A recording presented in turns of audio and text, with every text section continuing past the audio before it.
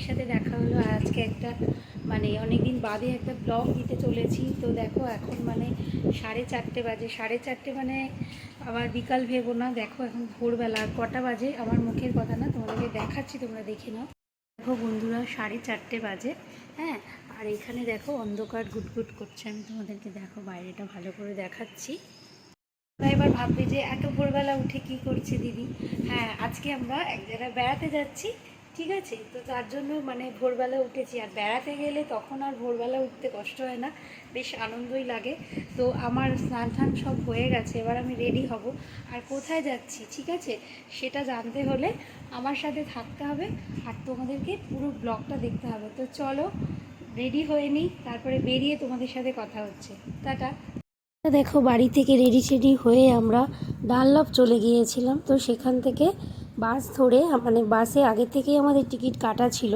তো বাসে করে এবার আমরা দীঘার দিকে রওনা দিলাম। তো বাস থেকে নেমে আমরা হোটেল ঠিক করে নিলাম। আর সমুদ্র সাক্ষী এই হোটেলটাই থাকবো বলে ঠিক করেছি। কেমন হয়েছে অবশ্যই করে জানাবে। এখন মানে এই গরমের মধ্যে বাসে জার্নি করার পর তো ফাইনালি আমরা হোটেলের মধ্যে এসে পৌঁছে গেছি।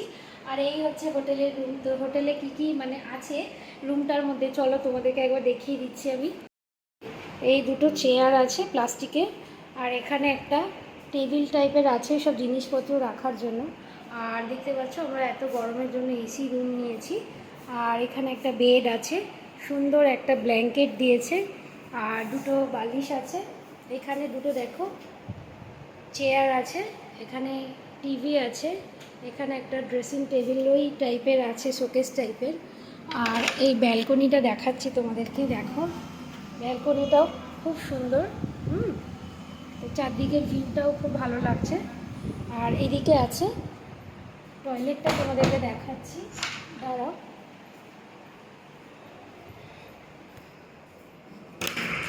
দেখো এটা আছে বাথরুমটা। তো আমার তো মনে হলো মানে হোটেলের থেকে বাথরুমটাই বেশি বড়। হোটেল খুঁজতে খুঁজতে অনেক দেরি হয়ে গেছে, ঠিক আছে। তো এবার একটুখানি মানে ড্রেসটা চেঞ্জ করে নেবো, নিয়ে স্নান করতে যাব সমুদ্রে। কারণ আমার মেয়ে মানে মাথা খারাপ করে দিচ্ছে কখন যাবে কখন যাবে। তো যাই হোক চলো, সবাই মিলে কি বলো তো এসছি, কিন্তু স্নান করতে যাব তো ফোনটা কার কাছে রাখবো বুঝতে পারছি না। যদি ফোন ধরার যদি লোক হয় তাহলে অবশ্যই করে স্নানের ভিডিওগুলো তোমাদেরকে দেখাতে পারবো। আর না হলে আবার বিকালবেলা দেখবো কী করা যায়, ঠিক আছে।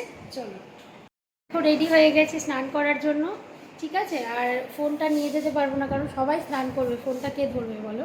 তো যাই হোক বিকালবেলা সি বিচে যাবো, সেখানে গিয়েই তোমাদেরকে বাদবাকিটা দেখাবো, ঠিক আছে। এই যে আমার মেয়েও রেডি হয়ে গেছে, আর আমার দিদি বোন ওরা ওদের মানে রুমগুলো দোতলায় আছে। তো চলো সবাই একসঙ্গে স্নান করতে যাবো। স্নান টান করে চলে এসেছি, আর অনেক বেলা হয়ে গেছে আজকে হোটেল খুঁজতে খুঁজতে।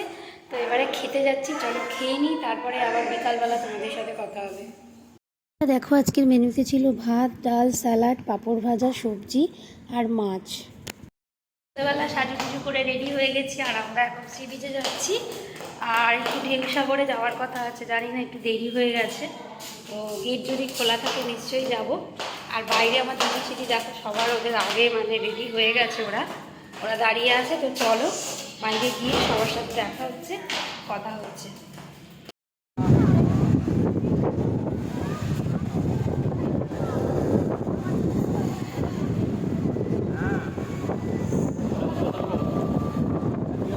সন্ধ্যাবেলা বিচে চলে এসেছি, আর এখানে মাছ ভাজা খাবো। তো দেখো কী কী মাছ আমরা নিয়েছি আর কী কী বিক্রি হচ্ছে সবটাই তোমাদেরকে দেখাচ্ছি। বন্ধুরা দেখো এখানে ভ্যারাইটিস ধরনের মাছের আইটেম ছিল। আর চিকেনের লেগ পিস দেখছো, চিকেন টিক্কা দেখছো। তো আমরা একটা চিকেন লেগ পিস আর একটা চিকেন টিক্কা নিয়েছিলাম। তো ভিডিওটা আজকের মতন এখানেই শেষ করছি, দেখা হবে আবার কালকে নতুন একটা ব্লগে। তো তোমরা দেখতে থাকো আর আমার সঙ্গে।